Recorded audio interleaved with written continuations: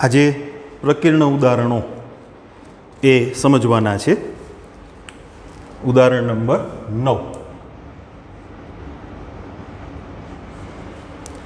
આપણે સ્વાધ્યાય પૂરું કર્યું હતું ને લાસ્ટ ટાઈમ, એટલે ઉદાહરણ 9થી પ્રકીર્ણ ઉદાહરણથી શરૂ કરીએ છીએ. સાઇન ઇનવર્સ ઓફ સાઇન 3π/5 એનું મૂલ્ય શોધો.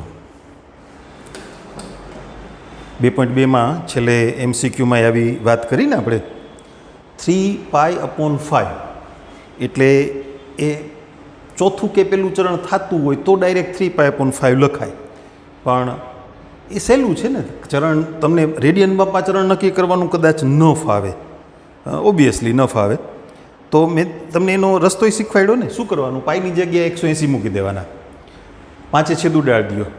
180/5 એટલે કેટલા થાય? 5 તેરી 15 ને 5 છક 30, 36, 36 × 5 180, 36 તેરી 108. કેલ્સીમાં મૂકી દેજો.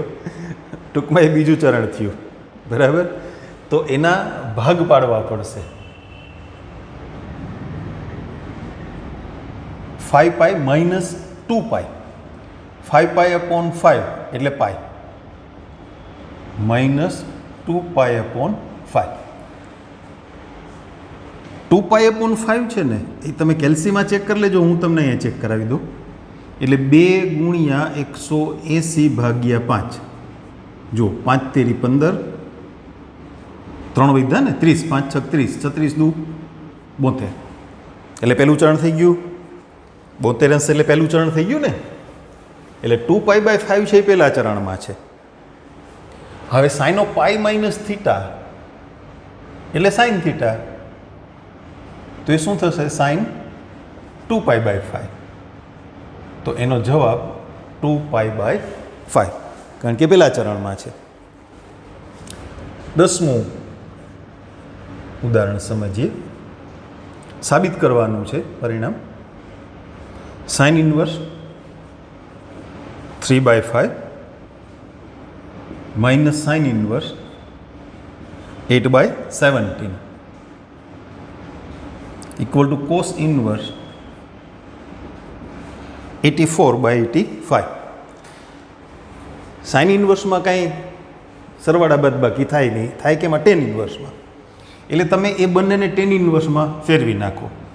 તમને અગાઉ એ દાખલામાં 2 રીતે શીખવાડ્યું, ત્રિકોણની રીતે અથવા આંતર સંબંધનો ઉપયોગ કરીને 2 રીતે તમે કરી શકો. આપણે ત્રિકોણની રીતે કરીએ. ચાલો, આના બરાબર આપણે આલ્ફા ધારીએ, એટલે સાઇન આલ્ફા ઇક્વલ ટુ 3/5 થયું ને. હવે સાઇન એટલે સામેની બાજુ છેદમાં કર્ણ. આલ્ફા 3, 5 એટલે અહીંયા આવશે 4. આપણે શેમાં ફેરવવાના છે? 10માં. શું થશે? 3/4. ધન મૂલ્ય છે ને પહેલું ચરણ, બરાબર.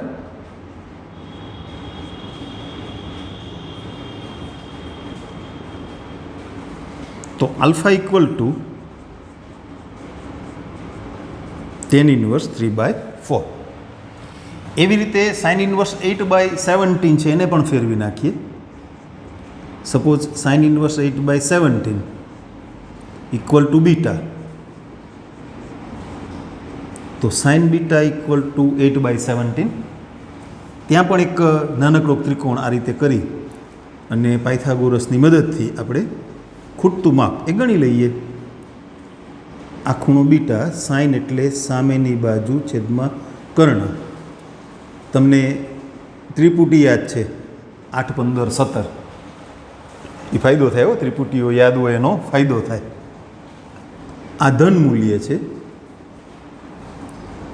એટલે 10 બીટાનું મૂલ્ય પણ ધન. પહેલું ચરણ થાય ને, 8/15, કારણ કે બીટાનું ચરણ પહેલું. શું કામે? સાઇનનું મૂલ્ય ધન છે એટલે. તો બીટા બરાબર 10 ઇનવર્સ 8/15. હવે આપણે ડાબી બાજુથી શરૂ કરીએ. Sign inverse 3/5 minus sine inverse 8/17 તો equal to tan inverse 3/4 minus tan inverse 8/15. બાદબાકીનું એક જ સૂત્ર છે એટલે એમાં કોઈ વિકલ્પ નથી. 3/4 માઇનસ 8/15 1 પ્લસ 3/4 ઇન્ટુ 8/15. કેટલો લસ આલે સો આપણે 60 એટલે ક્રોસ ગુણાકાર થશે. 15 તેરી 45 માઇનસ 8 ચોક 32 છેદમાં 15 ચોક 60 પ્લસ 8 તેરી 24. 45માંથી 32 ગયા 13, 60 ને 24 એટલે 84. હવે એ ટેન ઇન્વર્સને તમારે કોસ ઇન્વર્સમાં ફેરવવાના થશે ને. ફેરવી નાખીએ આપણે, અહીંયા લખી તો નાખીએ, એ થશે. ચિંતા કરો, સાબિત કરવાનું એટલે થાય જ ને. વચ્ચે કંઈ ભૂલ ના થઈ હોય એટલે થાય જ. કારણ કે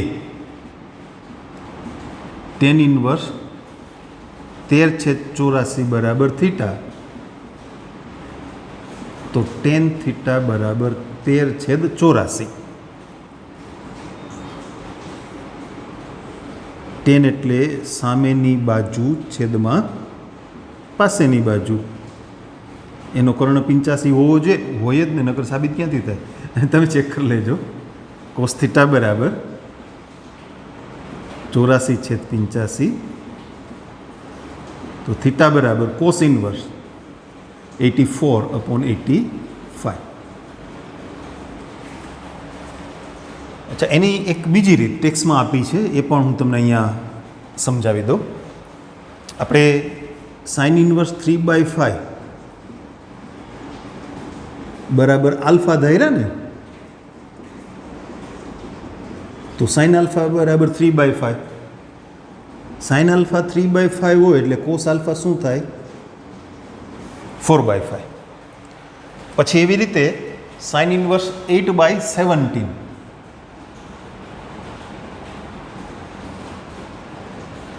એને બીટા ધાર્યા, તો સાઇન બીટા બરાબર શું મેળવું? 8/17. તો કોસ બીટા શું થાય? 15/17. બરાબર. હવે તમારો જવાબ કોસ ઇન્વર્સમાં લઈ આવવાનો છે, એટલે ડાબી બાજુ કોસ વિધેય હોય. આને આપણે આલ્ફા ધાર્યા, આને બીટા ધાર્યા.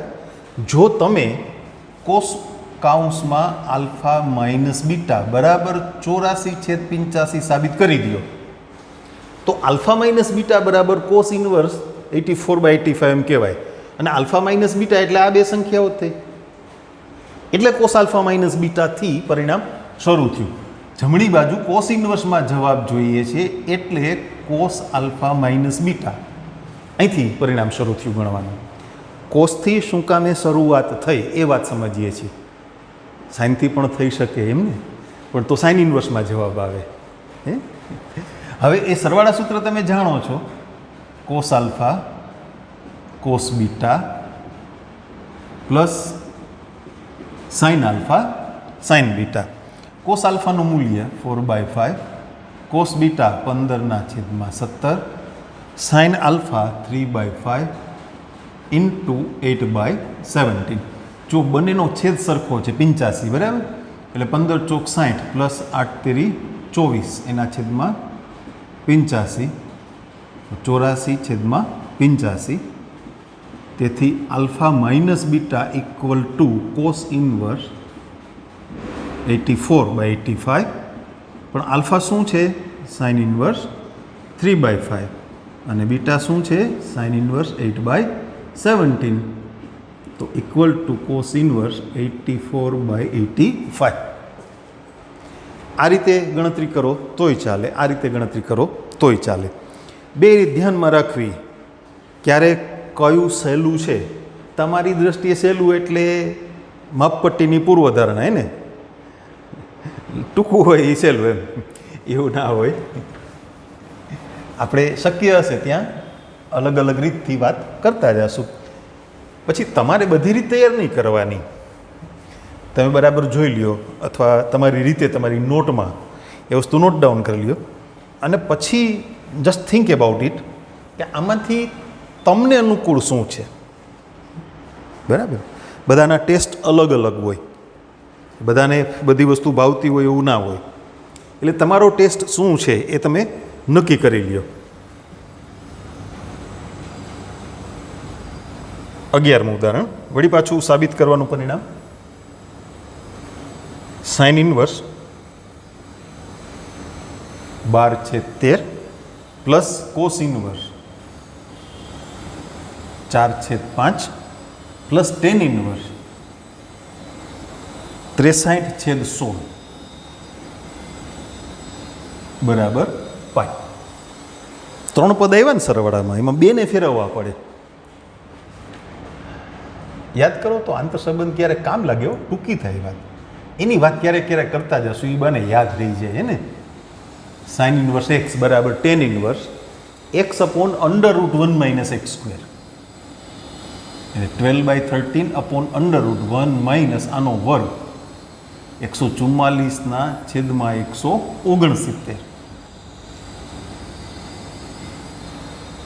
169માંથી 144 એટલે 25 વધે ને, તો એનું વર્ગમૂળ 5 અને 169નું વર્ગમૂળ 13. એટલે શું થશે? Tan inverse 12/5. પછી એવી રીતે કોસ ઇનવર્સ 4/5 એને પણ ફેરવીએ. યાદ કરવો જોઈએ સંબંધ, યાદ આવ્યો? ટેન ઇનવર્સ √1 - x², એટલે 1 - 16/25 એના છેદમાં 4/5. 25માંથી 16 ગયા 9, 9/25નું વર્ગમૂળ એટલે 3/5. તો બરાબર શું થશે? Tan inverse 3/4. ત્રિપુટીઓ યાદ કરો તોય ખબર પડી જાય. ઝાઝા મૂલ્યો ત્રિપુટીઓવાળા હશે, ત્રિપુટી વગર ના હોય ને એવા ઓછા હશે, તોય તમને આવડી જાય. ચલો હવે ડાબી બાજુ આ કિંમત મૂકીએ. સાઇન ઇનવર્સ 12/13 ને આપણે ટેન ઇનવર્સમાં ફેરવા ને, શું આવ્યું? Tan inverse 12/5. મેં તમને અગાઉ વાત કરી હતી ને, કાઉન્સ શું કામ કરીએ છીએ? ફરજિયાત નથી, પણ પેલું શું થાય કે ઉતાવળમાં તમે કાઉન્સ ના કર્યો હોય તો આ 112 વંચાઈ જાય. -1 છે ને એ ભેગા વંચાઈ જાય, એટલે આપણે કાઉન્સ કરી નાખીએ છીએ. તમે છૂટું લખી શકતા હો તો જરૂર નથી. 3/4 અને ત્રીજું પદ છે ટેન ઇનવર્સ 63/16. પહેલાં 2નો સરવાળો કરીએ, એનો એ સંખ્યાઓનો ગુણાકાર કેવો છે જોઈ લઈએ. 12×3 = 36 અને 5 × 20, 36/20 એટલે એક કરતાં મોટો થાય ને ગુણાકાર, બરાબર? તો પાઈ પ્લસ વાળું સૂત્ર આવશે. સરવાળાના જે સૂત્રો હતા એમાંથી pi plus tan inverse 12/5 plus 3/4 1 ઓછા 12/5 ગુણ્યા 3/4 પ્લસ ટેન ઇનવર્સ 63/16.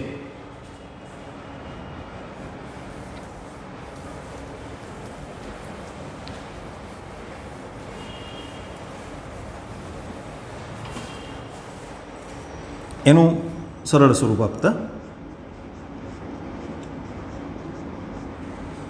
એમાં ક્રોસ ગુણાકાર કરશું એટલે લસા 20 થાય ને, બરાબર? 12 × 48 પ્લસ 5×3 = 15 છેદમાં 5 × 20 માઇનસ 12×3 = 36 પ્લસ ટેન ઇનવર્સ 63/16. આ 63ના છેદમાં -16 આવ્યા ને, એટલે pi plus tan inverse -63/16 plus tan inverse 63/16, પણ ટેન ઇનવર્સ ઓફ -x એટલે માઇનસ ટેન ઇનવર્સ x.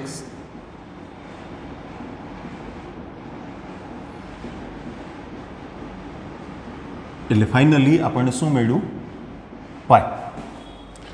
આ દાખલાની અન્ય રીત એ ટેક્સ્ટબુકમાં તમને આપી છે, બરાબર? તો એ તમે જોજો, ટ્રાય કરજો, અનુકૂળ આવે તો એ પ્રમાણે ગણજો. એકાદું તમારા પર છોડું છે એટલા માટે કે જોજો, ના સમજાય તો you can ask any time. આપણે પેલું આલ્ફા બીટાવાળું કર્યું હતું ને, એવી રીત એમાં છે. એટલે બે રીત મળી ગઈ ને તમને, તમે પ્રયત્ન કરી જુઓ, ના સમજાય તો તમે કહેજો મને. 12મું ઉદાહરણ, tan inverse a cos x minus b sin x એના છેદમાં b cos x plus a sin x આવું આપ્યું છે અને શરત મૂકી છે ત્યાં a upon b into tan x is greater than -1. આવો એક દાખલો આના જેવો આપણે ગણ્યો છે. હું મને નંબર યાદ નથી હોતો, જોઈને કહું એટલે તમે કમ્પેર કરી શકો, તમને ખ્યાલ આવે. હા, સ્વાધ્યાય 2.2માં 8મો દાખલો, કોસ માઇનસ સાઇન છેદમાં કોસ પ્લસ સાઇન હતા. અહીંયા એ ને બી વધારાના છે. એ વખતે શું કર્યું હતું આપણે? બધાને કોસ વડે ભાગી નાખ્યા હતા. એટલે 1 minus 10x upon 1 plus 10x, એટલે 10નું સરવાળા સૂત્ર મળી ગયું ને. પણ અહીંયા સહગુણકો છે એ અને બી, તો શું કરવું? દરેક પદને કેટલા વડે ભાગવા કે જેથી 10ના સરવાળા સૂત્રની ગોઠવણ છે એ તમને મળી જાય? શું કરશું? 10ના સરવાળા સૂત્રમાં આવું પદ, હું તમને 10નું સરવાળા સૂત્રનું જમણી બાજુનું પદ કહું છું, 10 આલ્ફા માઇનસ 10 બીટા છેદમાં કેમ ગોઠવણ કરવી ને એ ખ્યાલ આવે. આવું એ આ 1 છે ને એ સૂત્રના છે, ત્યાં કોઈ પણ પદ નહીં ચાલે, સૂત્રની ગોઠવણ છે ને તો જ 10 ઓફ આલ્ફા માઇનસ બીટા થાય. તો એ 1 લઈ આવવા માટે કેટલા વડે ભાગવાના? બી કોસેક્સ વડે, દરેક પદને, અંશ અને છેદના દરેક પદને. એ પેલો જે મેં તમને દાખલો કીધો સ્વાધ્યાયનો, એમાં કોસ વડે ભાગ્યા હતા, અહીંયા બી કોસેક્સ વડે ભાગવાના છે. આને બી કોસેક્સ વડે ભાગો એટલે શું આવશે? એ અપોન બી. અહીંયા શું આવશે? 10x છેદમાં 1 પ્લસ એ અપોન બી ઇન્ટુ 10x. આપણે લખી દઈએ, દરેક પદને બી કોસેક્સ વડે ભાગતા. લાગે છે તમને આ 10નું સરવાળા સૂત્ર હોય એવું? નથી લાગતું? કાંઈ વાંધો નહીં, આપણે ક્યાં લગાડવું છે? આપણી પાસે tan ઇન્વર્સ વાળું સૂત્ર છે ને. આ સૂત્ર હું તમને અહીંયા લખીને સમજાવું. tan inverse x minus tan inverse y બરાબર tan inverse of x minus y upon 1 plus xy. ઊંધો ઉપયોગ કરીએ છીએ, ડાબાથી જબા નહીં, જબાથી ડાબા. આપણી પાસે આવું પદ છે ના, બરાબર આ, એટલે tan ઇન્વર્સ એ અપોન બી માઇનસ tan ઇન્વર્સ 10x. તો શું થયું? એ અપોન બી માઇનસ એક્સ. એનો જવાબ એ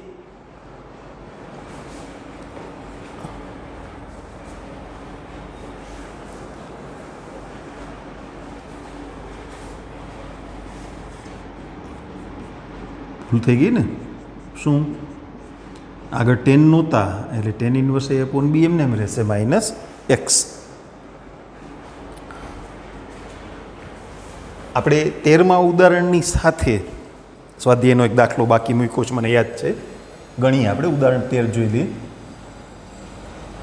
સમીકરણ ઉકેલવાનું છે. tan inverse 2x plus tan inverse 3x equal to π/4. તમે ટેક્સ્ટમાં નજર કરો ને તો એ સમીકરણ ઉકેલી નાખ્યું છે, પણ દાખલો આવો જ છે, ટેન ઇન્વર્સવાળા બે પદ છે. હવે tan inverse x plus tan inverse y, તો એનું એક સૂત્ર નથી. એક્સ અને વાયનો ગુણાકાર એક કરતાં મોટો હોય, એક કરતાં નાનો હોય, એક હોય. ત્રણ અલગ અલગ પ્રકારના સૂત્રોની વાત છે ને. તમને તો ખબર નથી 2x into 3x less than 1 થાય છે, ગ્રેટર દેન 1 થાય છે કે ઇક્વલ ટુ 1 થાય છે. તો આપણે એ ગુણાકાર એક કરતાં નાનો છે એમ માનીને લખવાની જરૂર નથી, આ વાત સમજવાની છે. એ ગુણાકાર એક કરતાં નાનો થાય છે એમ માની અને સરવાળો કરી લેશું. પણ એ આપણે માની લીધું છે કે ગુણાકાર એક કરતાં નાનો છે, આપણને ખબર નથી. તો જ્યારે સમીકરણ ઉકેલાઈ જાય અને એક્સની કિંમત મળે, સમીકરણ ઉકેલ મળે, એ પછી તમારે ઉકેલને ચેક કરવો પડશે, તાળો મેળવવો પડશે. આપણી સાદી ભાષામાં ડાબી બાજુએ એ એક્સની જે કંઈ કિંમતો મળી હોય, 1, 2, 3 જે કાંઈ હોય એ મૂકી એનું સાદુરૂપ આપી અને ચેક કરવું પડશે જમણી બાજુ કેના માટે મળે. બધા માટે મળે તો આપણને વાંધો નથી. એક્સની માનો કે 3 કિંમત મળી છે, બધા માટે જમણી બાજુ મળે તો ઉકેલમાં એક્સની 3 કિંમતો થાય, 2 માટે મળે તો 2 કિંમત થાય. એકે ના થાય એવું નહીં બને. એટલે આ એક વસ્તુ ધ્યાન રાખવાની છે. મેં એ વખતે તમને દાખલો એટલે નહોતો ગણાવ્યો કે આ નાની વાત સમજો ને, એમાં થોડાક પદ વધારે છે, તો આના પછી એને ગણીએ તો એ સમજાય. એટલે સમીકરણના ઉકેલમાં ત્રિકોણમિતિય પ્રતિવિધેયના સમીકરણ તમે જ્યારે ઉકેલો ત્યારે ઉકેલને ચેક કરવા ફરજિયાત છે. શું કામ એ સમજાણું? તમે tan inverse x plus tan inverse વાયના સૂત્રનો ઉપયોગ કરો છો, પણ તમને આ સંખ્યાઓ એટલે અત્યારે 2x અને 3x એનો ગુણાકાર એક કરતાં નાનો છે, એક કરતાં મોટો છે, એક છે, આ વસ્તુ ખબર નથી. એટલે ઉકેલ ચેક કરવાનો. સરવાળો કરીએ. Tan inverse 2x plus 3x upon 1 minus, આ બેનો ગુણાકાર લખી નાખું છું ડાયરેક્ટ, એવું તો સમજાઈ જાય ને. આ સાદુરૂપ 5x upon 1 minus 6x square થયું. તમે ગેસ કરો જે મૂલ્ય કેટલું હોય? 1. શું કામે? ટેન ઇન્વર્સ 1π/4 થાય ને, અથવા ટેન ઇન્વર્સને સામે વિધેયમાં ફેરવી નાખો તો બરાબર શું આવે? આના બરાબર 10π/4. 10π/4 એટલે 1. તો 5x equal to 1 minus 6x square, 6x square plus 5x minus 1 equal to 0. એના ભાગ પાડીને એને ઉકેલશું. દ્વિઘાત સમીકરણ આવ્યું ને. જોજો 3 દુ 6 ના કરતાં ન થાય. 6 ને માઇનસ 1 ભાગ પડે એટલે એક અવયવ 6x માઇનસ 1 અને બીજો અવયવ x પ્લસ 1. તો x equal to 1/6 or x equal to -1. હવે થોડીક ટેક્સ્ટબુકની વાત એટલા માટે કરી દઉં કે તમને ખ્યાલ આવે. એમાં કહી દીધું છે x બરાબર -1 મૂકતા ડાબી બાજુનું મૂલ્ય ઋણ આવતું હોવાથી સમીકરણનું સમાધાન કરશે નહીં. પણ આપણે એવી અધર વાત નહીં કરવાની, આપણે ચેક કરવાનું. બરાબર? ઘણી વખત એવું બને કે આપણે એવું માનતા હોય કે ઋણ મૂલ્ય માટે જવાબ નથી મળતો હોય, ધન મૂલ્ય સમાધાન કરતું હોય અને ઋણ મૂલ્ય એ પણ સમાધાન કરતું હોય. એટલે આપણે એવા જોખમ લેવા નહીં, એવા સ્ટન્ટ કરવા નહીં, દાખલા સ્ટન્ટ ના કરવા. આપણે ચેક કરી દેવું, જે કંઈ હોય એ ચેક કરી અને પરિણામ જોઈ લેવું. પહેલાં x બરાબર 1/6 લઈએ. x બરાબર 1/6 માટે હવે તમે x ની જગ્યાએ 1/6 લેશો ને એટલે 2 ઇન્ટુ 1/6 એટલે એ થશે 1/3 અને એ જ રીતે બીજું પદ શું થશે? 1/2. 1/6 એને 3 વડે ગુણશો ને, આ બંને સંખ્યાઓનો ગુણાકાર એક કરતાં નાનો છે એટલે સરવાળો કરીએ સૂત્ર મૂકીને. કેટલો લસા લેવાનો? 6. 2 + 3 અપોન 6 - 1. 5/5 થાય છે એટલે હું લખી નાખું છું 1. ઓકે, બરાબર જવાબ. x બરાબર -1 માટે એક્સ બરાબર -1 મૂકશો ને એટલે આ થશે પહેલું પર ટેન ઇન્વર્સ -2 અને બીજું પર ટેન ઇન્વર્સ -3. હવે ટેન ઇન્વર્સ ઓફ -x એટલે -tan ઇન્વર્સ x, તો બંનેમાંથી માઇનસ નિશાની બહાર આવશે એટલે આપણે એને કોમન લખી નાખીએ. હવે એનો સરવાળો કરીએ તો એ ગુણાકાર છે ને, સંખ્યાઓનો ગુણાકાર એક કરતાં મોટો થાય છે એટલે pi plus tan inverse 2 + 3 upon 1 minus ગુણાકાર લખી નાખું ને હવે 6 આ 5 અને આ -5 એટલે શું થયું ટેન ઇન્વર્સ -1. બે કામ કરીએ, એક તો માઇનસથી ગુણી નાખીએ એટલે માઇનસ, અહીંયા માઇનસ થશે ને પણ ટેન ઇન્વર્સ ઓફ -x એટલે -tan ઇન્વર્સ x તો માઇનસ માઇનસ પ્લસ થઈ ગયા. ટેન ઇન્વર્સ 1 એટલે π/4. હવે સરવાળો ન કરો તો ચાલે, નોટ ઇક્વલ ટુ π/4 એટલે જમણી બાજુ. તો આપેલા સમીકરણના ઉકેલ ગણમાં માત્ર એક કિંમત આવેલી છે, કોણ? 1/6.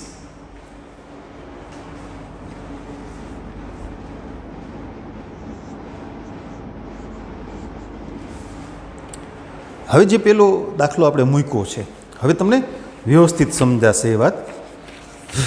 એ વખતે આ વસ્તુ નહોતી ને આપણી પાસે, એટલે એના કરતાં થોડુંક વધારે આપણે ગણી લીધું ને. 15મો દાખલો, સ્વાધ્યાય 2.2નો 15મો દાખલો. Tan inverse x - 1 upon x - 2 plus tan inverse x plus 1 upon x plus 2 equal to π/4. તો x ની કિંમત શોધો એટલે સમીકરણ ઉકેલવાની જ વાત છે અહીંયા પણ. એની જેમ જ પણ સંખ્યાઓ મોટી છે, રીત એ રહેશે. પહેલાં સરવાળો કરીએ. Tan inverse x - 1 upon x - 2 plus x plus 1 upon x plus 2 1 minus x minus 1 upon x minus 2 into x plus 1 upon x plus 2.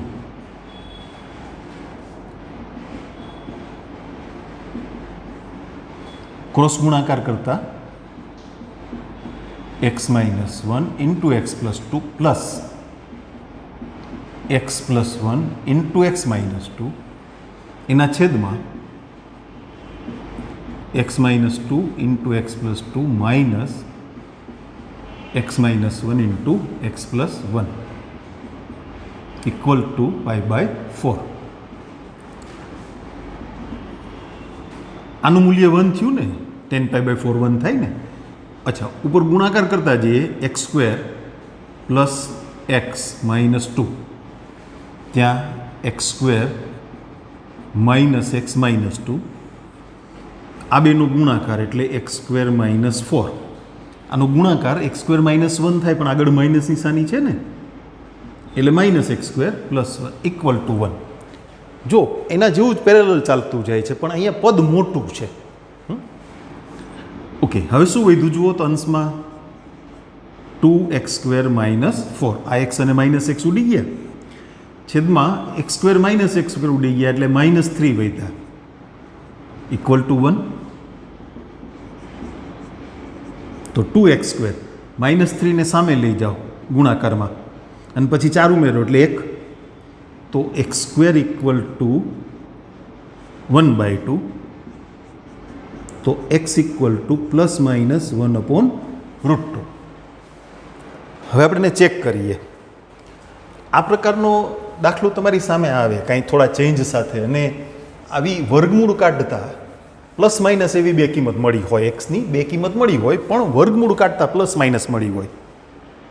આપણે આગળના દાખલામાં 1/6 અને -1 મળ્યા હતા, એમ નહીં આવું. તો એ વખતે પ્લસ નિશાનીવાળી કિંમત છે ને એ પહેલાં ચેક કરજો, માઇનસવાળી પછી. શું કામ એ હમણાં આપણે વાત કરીએ, તમને જ સમજાઈ જશે. x equal to 1/√2. તો એના માટે ડાબી બાજુએ મૂકીએ 1/√2 -1 છેદમાં 1/√2 -2 પ્લસ tan ઇન્વર્સ 1/√2 +1 છેદમાં 1/√2 +2. અંશ અને છેદના દરેક પદને √2 વડે ગુણી નાખીએ એટલે 1 - √2 અપોન 1 - 2√2. એ જ રીતે બીજા પદમાં 1 + √2 અપોન 1 + 2√2. એનો સરવાળો કરીએ. હવે ગુણાકાર કેવો છે એ ચેક કરવાનું છે, કરશું. 1 - √2 અપોન 1 - 2√2 પ્લસ 1 + √2 અપોન 1 + 2√2 એના છેદમાં 1 માઇનસ આ બેયનો ગુણાકાર.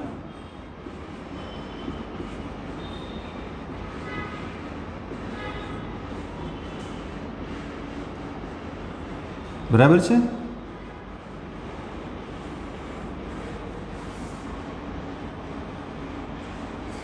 હું તમને બાજુમાં સમજાવું છું. આ જે પદ છે ને એને તમે √2 - 1 છેદમાં 2√2 - 1 આમ લખી શકો ને. અંશ અને છેદમાં બેયમાં એક સાથે નિશાની ફેરવી નાખો અને એના ગુણાકારમાં છે √2 + 1 અપોન 2√2 + 1. હવે આ બેનો ગુણાકાર એટલે 2 - 1 અને આ બેનો ગુણાકાર એટલે 8 - 1 એટલે શું થયું 1/7.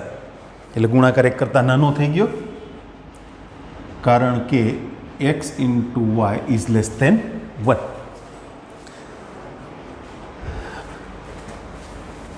હજુ એનું સાદુરૂપ આપવાનું બાકી છે. આ તો આપણે સંખ્યાઓનો ગુણાકાર કેવો છે એ ચેક કરતા હતા. લસા લેશું 1 - √2 1 + 2√2 પ્લસ 1 + √2 ઇન્ટુ 1 - 2√2 એના છેદમાં આવશે 1 - 2√2 ઇન્ટુ 1 + 2√2 માઇનસ 1 - √2 ઇન્ટુ 1 + √2. 1 થી ગુણાકાર કરીએ. હવે -√2 થી ગુણીએ. √2 × √2 એટલે 2, 2 × 2 એટલે 4 પ્લસ 1 ગુણ્યા 1 -2√2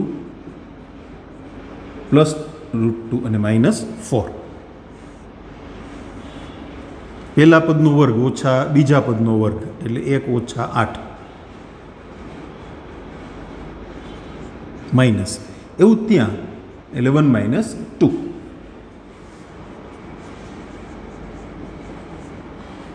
કેટલાક પદને ગમતું નહોતું, ઉડી ગયા, જવા દો. 1 ને 1 2, 2માંથી 8 બાદ એટલે -6. 1 - 8 એટલે -7. આ -1 થયા ને +1 થયા. 1 - 7 એટલે -6 થયા ને. એટલે એ શું થઈ ગયું tan ઇન્વર્સ 1 એટલે π/4 ઇક્વલ ટુ જવાબ. હજી દાખલો પૂરો નથી થયો. આપણે x બરાબર -1/√2 એ મૂકીને ચેક કરવાનું છે. થાકી ના જતા હો.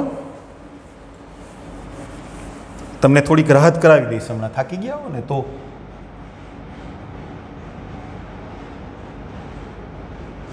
ડાબી બાજુ કિંમત મૂકીએ.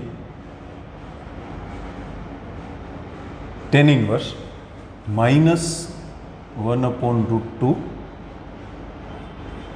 -1 છેદમાં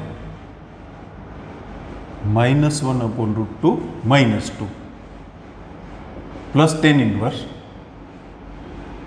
-1/√2 +1 છેદમાં -1/√2 +2. પહેલાં તો બધાને √2 વડે ગુણી નાખવાના છે એની જેમ જ. પણ અહીંયા અંશ અને છેદમાં બધા પદ માઇનસવાળા છે ને, અંશમાંથી માઇનસ કોમન કાઢો, છેદમાંથી માઇનસ કોમન કાઢો, એટલે માઇનસ માઇનસ પ્લસ થઈ ગયું. એટલે શું થશે? 1 + √2 અપોન 1 + 2√2. અચ્છા, અહીંયા -1 + √2 છેદમાં -1 + 2√2. આ પહેલું પદ છે ને એ ઓલા ચેક કર્યા હતા ને એમાં બીજા પદ જેવું છે. જુઓ આના જેવું. આ પહેલું પદ છે ને એ છે ને અહીંયા તમે આમાં અંશ અને છેદમાંથી માઇનસ નિશાની કોમન કાઢો એટલે એ એના જેવું જ થઈ જાય. જુઓ, અંશ અને છેદમાંથી માઇનસ કોમન કાઢીએ એટલે ઉડી જાય માઇનસ નિશાની, માઇનસ માઇનસ પ્લસ થઈ જાય. ટૂંકમાં આપણી ભાષામાં ઉડી જાય. જો હજી થઈ ગયું ને બરાબર π/4. હવે કાંઈ કરવાની જરૂર નથી. બરાબર છે બા? હવે સમજાણું મેં તમને શું કામ કીધું હતું? પ્લસ કિંમત પહેલાં ચેક કરવી, માઇનસમાં ફાયદો થશે. બરાબર? તો બંને કિંમતો સમાધાન કરે છે. એટલે પહેલાં દાખલામાં જે આપણે ગણ્યું એમાં એક કિંમત સમાધાન કરે, એક ના કરે. એ લોકોએ લખીને આપ્યું છે ઋણ કિંમત સમાધાન ના કરે, પણ એવું ના હોય, ઋણ કિંમત સમાધાન કરે. જુઓ, એટલે ઉકેલ ગણમાં બંને કિંમતો આવશે. એટલે બંને ભેગી લખી નાખો, આમ +-1/√2. અલગ અલગ લખવી હોય તોય વાંધો નથી, 1/√2 અને -1/√2 એમ લખવું હોય તો પણ વાંધો નથી. બરાબર? હવે આવશે પ્રકીર્ણ સ્વાધ્યાયની વાત. બરાબર? ચાલો આપણે આજની વાતને અહીંયા અટકાવીએ. નેક્સ્ટ લેક્ચરમાં પ્રકીર્ણ સ્વાધ્યાય. બહુ ટૂંકું ચેપ્ટર હતું ને, હવે એક લેક્ચરમાં તો પ્રકીર્ણ સ્વાધ્યાય લગભગ પૂરું થઈ જશે. બહુ ઝડપથી પૂરું થઈ ગયું ને. તો મેં તમને શરૂઆતમાં જ કીધું હતું ચેપ્ટર ટૂંકું છે અને સહેલું છે. હવે પછી શરૂ થશે આપણો કલનશાસ્ત્રનો વિભાગ. પણ પ્રેક્ટિસ માંગી લેશો, આમ છે મજા આવે એવું. વિકલન, વિકલિતના ઉપયોગો, સંકલન, છે મજા આવે એવું, પણ થોડી પ્રેક્ટિસ માંગી લેશે. PDF મોકલાવીશ તમને, વાંધો નહીં. આની મોકલાવી છે ને, મળી ગઈ ને? પ્રતિવિધિની PDF મળી ગઈ તમને. ગણવા માંડજો. એમાં તમને કાંઈ ટ્રબલ હોય, કાંઈ ડિફિકલ્ટી હોય, ક્વેરી હોય તો મને મોકલજો વોટ્સએપમાં. બરાબર છે?